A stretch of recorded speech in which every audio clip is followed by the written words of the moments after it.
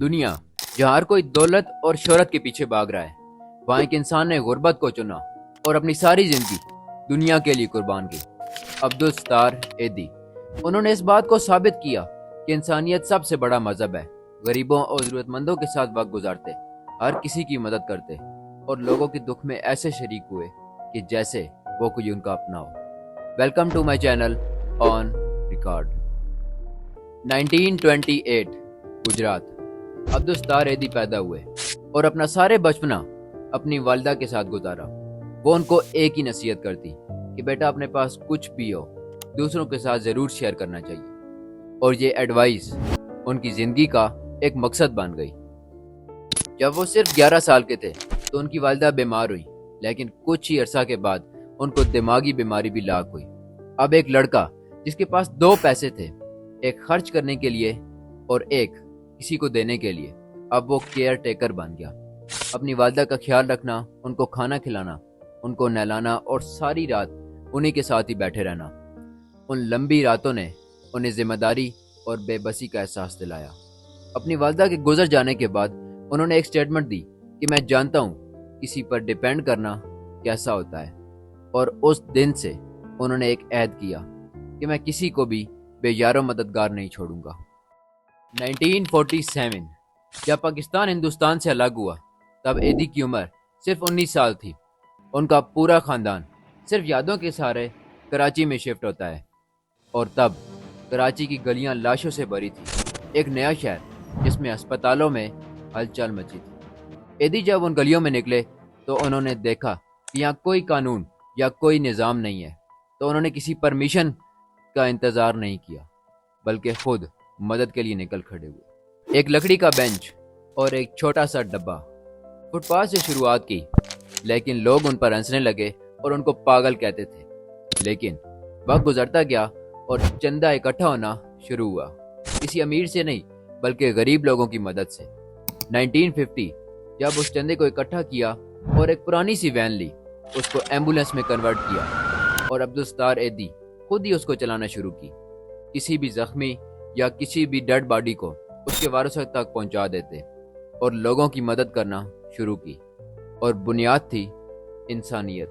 یہ خدمات آسان نہیں تھی کیونکہ لوگوں نے ان کو پاگل اور بے دین کہا، اور یہاں تک کہ مذہبی لوگوں نے بھی ان پر اعتراض کرنا شروع کیا۔ دھمکیاں دی گئیں اور گالیاں بھی پڑی۔ کچھ لوگوں نے تو ان کو فارن ایجنٹ بھی کہا، لیکن وہ خاموش رہے اور ایک ہی بات کہی کہ میں تو انسانوں کے لیے کام کرتا ہوں، لیکن لوگ مجھے کافر کہتے ہیں۔ کلیجے نکال لینا، گردے نکال لینا، مردے بیچنا، اور بعض ایسی تہمتیں۔ انہوں نے قانونی مسائل بھی برداشت کیے، جیسے کہ لاوارث بچوں کی رجسٹریشن کاغذ، لاوارثوں کی تدفین اور سرکاری پرمٹ وغیرہ۔ وہ عدالتوں میں کھڑے ہوئے تاکہ بے سہارا بچوں کو ان کی شناخت اور ان کا مستقبل مل سکے۔ وین سے شروع کیا، لیکن پورے ملک یعنی پاکستان کی سب سے بڑی آرگنائزیشن بنائی، جس کا مقصد تھا انسانیت کی مدد کرنا۔ انہوں نے ہر ایک دروازے پر جا کر چندہ اکٹھا کیا۔ رکشہ ڈرائیور اور شاپ کیپر، ان سب نے ان کا ساتھ دیا اور ایک ایمبولینس سروسز کھڑی کر دی۔ ہزاروں ایمبولینس اور سینکڑوں ریلیف سینٹر صرف چند سالوں میں کھڑے ہوئے۔ یتیم بچوں کے لیے یتیم خانے، خواتین کے لیے پناہ گاہیں اور نشے کے مریضوں کے لیے ریلیف سینٹرز اور فری ڈسپینسریز تک قائم کی، اور اس کے علاوہ سی ریسکیو سروسز بھی انہی نے قائم کی تھی۔ کراچی کی گینگ وار، انہوں نے ایدی کو ایک نئے امتحان میں ڈالا۔ ایمبولینس پر حملے، گاڑیوں کی توڑ پھوڑ اور رضاکار یعنی کہ ان کی ٹیم کے اوپر بھی حملے کیے گئے۔ ان کو زخمی کر دیا گیا، لیکن گاڑیاں پھر بھی چلتی رہی کیونکہ لوگ وہاں مر رہے تھے، اور یہاں ایدی کی ٹیم رک نہیں رہی تھی۔ کئی بار فائرنگ کے اندر سے لوگوں کو نکالا گیا اور زخمیوں کو ایدی سینٹر پہنچایا۔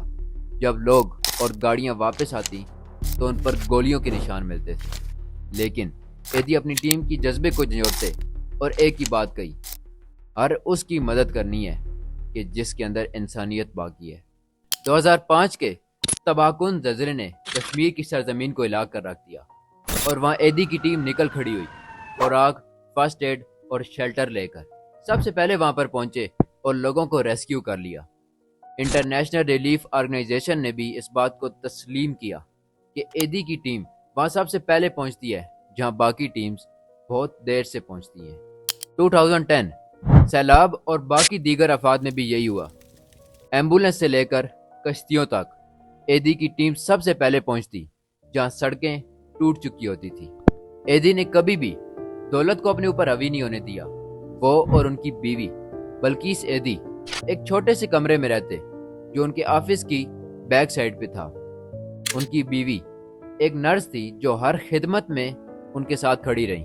ان کے بچے اسی عمارت میں بڑے ہوئے جہاں یتیم بچوں کو رکھا جاتا تھا، اور ان کے کپڑے سالوں تک ایک ہی رہتے تھے۔ دنیا نے ایدی کو پہچانا اور انہیں انسانیت کا سفیر کہلایا۔ انٹرنیشنل اور نیشنل ایوارڈ بھی ملے اور اس کے علاوہ نشان امتیاز سے نوازا گیا، لیکن اپنے ہی ملک کے لوگ ان پر شک کرتے تھے، الزامات اور تنقید کرنا۔ مگر ایدی کا ان کو ایک ہی جواب تھا کہ میں انسانیت کے لیے کام کرتا ہوں، اللہ جانتا ہے۔ ایدی کی خدمت صرف گاڑی چلانے تک محدود نہیں تھی، بلکہ وہ عدالتوں میں بھی کھڑے ہوئے تاکہ لاوارث بچوں کو قانونی شناخت اور ان کو مستقبل دیا جا سکے۔ یہ ایک خاموش لیکن بہت ہی بڑی خدمت تھی۔ 8 جولائی 2016 88 ایئرز کی عمر میں عبدالستار ایدی اس دنیا فانی سے کوچ کر گئے۔ پاکستان رک سا گیا ہو، پورا ملک جیسے افسردہ ہوا۔